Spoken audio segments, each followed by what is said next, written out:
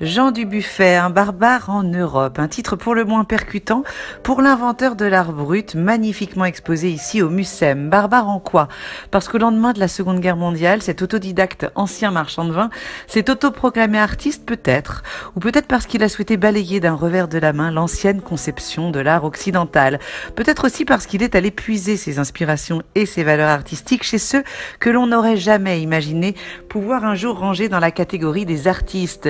Les artistes extra-occidentaux, les enfants, les fous en tête de liste. Alors pourtant, Dubuffet est quand même considéré comme l'un des artistes majeurs du XXe siècle, lui qui a osé bouleverser la conception de l'art de son temps, lui qu'on adore ou qu'on déteste pour son caractère radical et sa vision sans concession.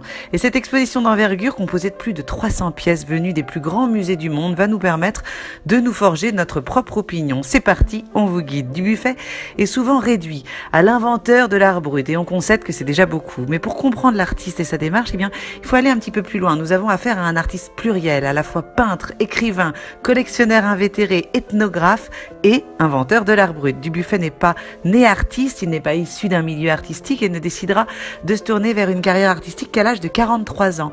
Il a tout à découvrir, il n'est pas formaté loin de là, il commencera par apprendre les arts populaires vers 35 ans, il se mettra à l'accordéon, façonnera des masques de carnaval, sculptera des marionnettes qu'il apprendra aussi à manier. De là, il s'intéressera de près au dessin enfantin, aux arts pariétaux ou aux artefacts dits primitifs. Pour lui, il n'y a pas d'hierarchie dans l'art, c'est important, mais seulement de l'invention. Le terme même d'ailleurs d'art primitif perd alors tout son sens, réduisant l'œuvre à une sous-création inacceptable à ses yeux. Notre grand contestateur, comme on aime le surnommer, aimait d'ailleurs dire que l'art devait être un pied de nez au bon goût, accusant les musées d'être des organismes de propagande de l'État, véritable danger pour la création artistique. Pas étonnant que notre artiste ait tant fait polémique et n'ait pas été du goût de tous, vous imaginez bien. En s'inspirant de l'anthropologie, du folklore et du domaine de la psychiatrie, eh bien, il a sans cesse cherché à renouveler sa démarche créative en résistance virulente à l'art et à la culture de son époque, et c'est ce qu'on découvre ici. Un génie insaisissable qui a dynamité les cloisonnements de l'art, reprenant et radicalisant le travail amorcé par les avant-gardes pendant l'entre-deux-guerres. C'est à ce stade qu'apparaît la notion d'art brut, qu'il qualifie comme des créations de personnes indemnes de culture artistique. Sans doute aussi, peut-être, son propre fantasme de pouvoir créer à partir de ses impulsions libres, sans aucune référence, une création pure, en quelque sorte, le droit à l'altérité artistique, à un art différent.